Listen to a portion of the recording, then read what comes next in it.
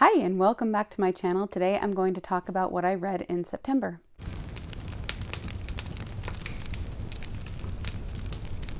The book that we read in the book club I'm a part of for September was The Immortals, the World War II story of 5 fearless heroes. And it was about the sinking of the Dorchester. This book tells the story of Alexander Good, a Jewish rabbi, John Washington, a Catholic priest, George Fox, a Methodist minister, and Clark Poling, a Baptist minister, as well as Charles Walter David Jr., a young black petty officer who dived into the glacial water over and over again to save people. This book told the story of not only the sinking of this ship, but also of these brave men. I gave this book 3 stars. I thought it was an interesting book. I enjoyed learning about these men that I'd never heard of before.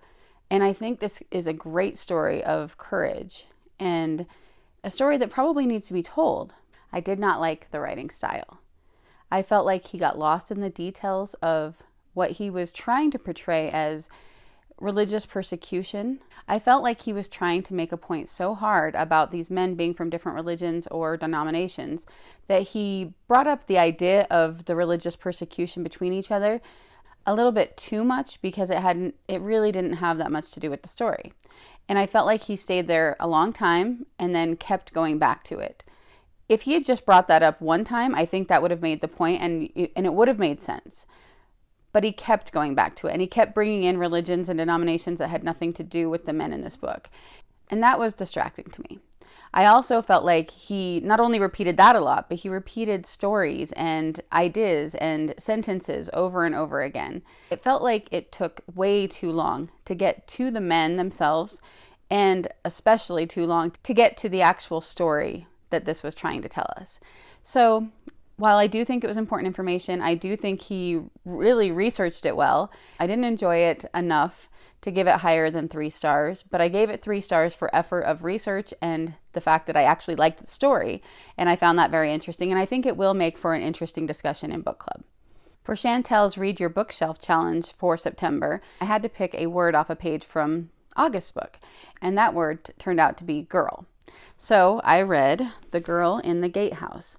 This is by Julie Klassen. She has become one of my favorite modern authors over the past year.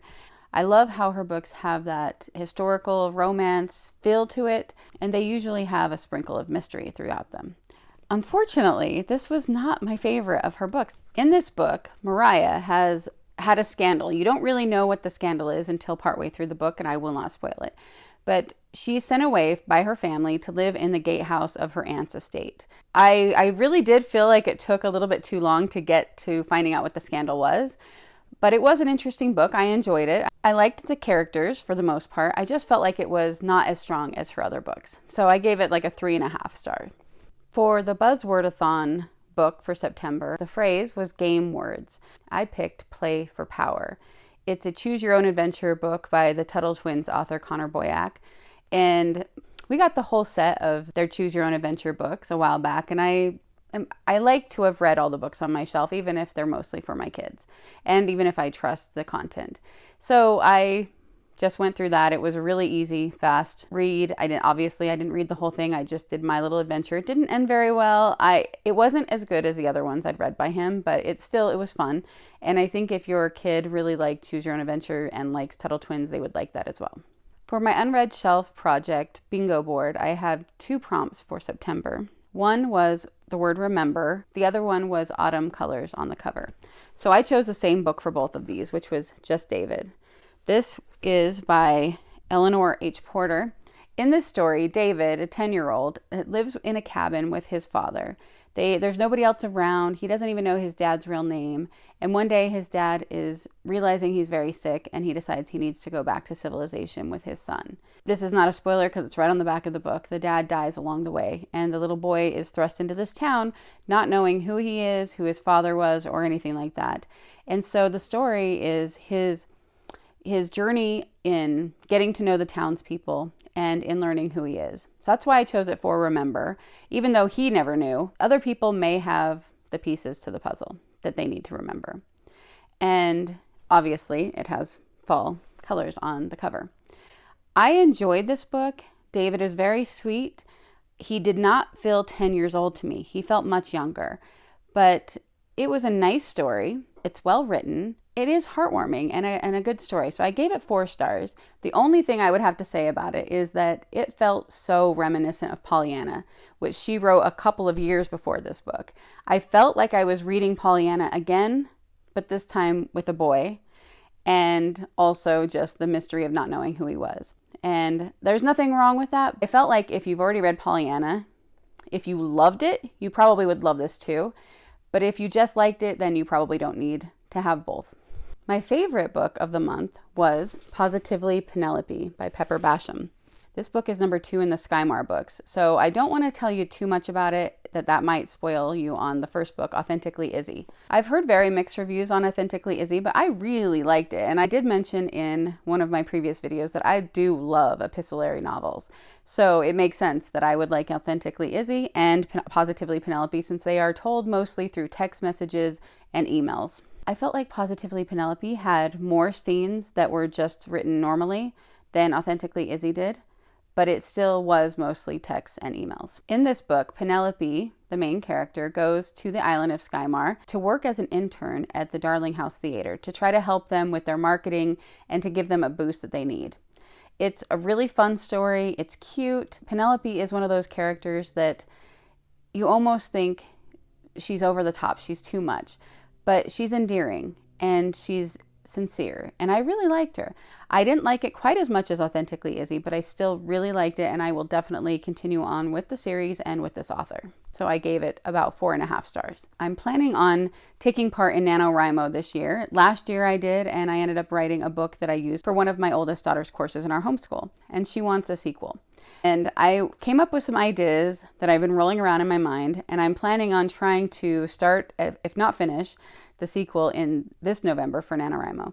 And so I wanted to do a little research for some of the ideas in it. So I read Where Were the Seven Wonders of the Ancient World. This is, of course, in the Where and Who, What Was, all of that, a series of books for kids. And it was really fun. It was very informative. It had the information I needed for the scenes that I am planning on using it for. And I did enjoy reading. I think it was a great overview of the ancient wonders. So I would give this 4.5 stars as well for what it is. It wouldn't be up there with a novel for me, but for what it is, it was definitely well done. In the British literature course that I told you guys I'm doing, I finished The Ecclesiastical History of the English People by Bede. This book was written in 731. It's very old. It was the first account of Anglo-Saxon England ever written. It begins with Julius Caesar's invasion in the 1st century BC and goes on to tell of the kings and bishops, monks and rulers who helped to develop the government and convert the people to Christianity during this time. It was really interesting. There were parts that were harder for me to pay attention and to keep engaged. And then there were other parts that sucked me in. I was very intrigued by a lot of the things he said and the people he talked about, and I did learn things from it. So I did enjoy it, and I do think it's worthwhile reading. I gave it 4 stars because it wasn't something I absolutely loved. It wasn't something that I just couldn't wait to pick up, but it was very interesting, very informative, and the notes in the back give you more information on the different things he was writing about. They also give you names. If a name has changed, they'll tell you where he's talking about. It was a really, really worthwhile read.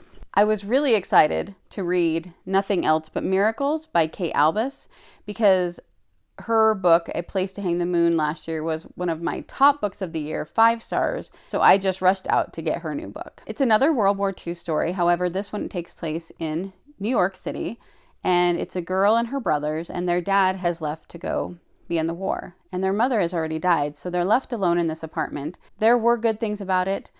I was engaged enough while reading it, but I think because I loved her other books so much, that put a little bit of a damper on it. I did not enjoy this book as much. I gave this one a 3 star because I feel like kids would like it. I think it's a worthwhile read, but it didn't have the same level of heart that her last book had for me. And so I just couldn't give it higher than that. The last book I finished in September was The Mysteries of Udolpho by Anne Radcliffe. This was a very big book, and I have been wanting to read this for a couple of years. Northanger Abbey is my favorite Jane Austen, and so that was what put this book on my radar. Unfortunately, I didn't love it as much as I thought I was going to. I kind of feel like that was a theme of this month. It tells the story of a young woman named Emily whose mother dies, and then her father dies, and she has to go live with her guardian. and she ends up in a castle. She ends up at different places, moves around. She's separated from the man she loves. There's a lot going on. It's a gothic romance, and there was some intrigue and mystery. And there were times when I was really engaged and interested in it and liked it. And then there were other times where I was like, oh my gosh, can we move this along? I felt like throughout the whole book, she used 1,000 words where she could have used 10. And I also was not a fan of the poetry that was sprinkled throughout. I do like poetry. I'm not the biggest poetry fan in the world. And so when it is sprinkled into books and I feel like it should be there, I love it. When I feel like I don't understand why it's there, I don't enjoy it as much. And I'm sure that there's other people that read it, that loved the poetry in it, that felt like it added to it. That just wasn't my experience. I would definitely read more by Ann Radcliffe, but it didn't live up to the hype that I had built it up in my head. So there's the month of September. Positively Penelope was my favorite book that I finished. We've also been reading the Vanderbeekers, but we haven't finished that yet, so we'll see how that goes, and that will be in an October wrap-up. It wasn't a terrible month. I didn't read as much as I normally do, but there were a few books that were pretty big. It wasn't the best reading month. I felt like most of the books I read were just kind of average, and maybe it was the time. I do believe that sometimes we'll read a book at one point in our lives, and then later on we'll read the same book and absolutely love it or hate it. And so maybe it just wasn't the right time for me for a couple of these books. I'm still glad that I read them. A few of those were books that I've had on my list for a long time, so I'm glad to have finally read them. And I did feel like at least they were all decent. They were all good. I'm really looking forward to October. I have some really great books lined up, and I think it will be a better reading month for me.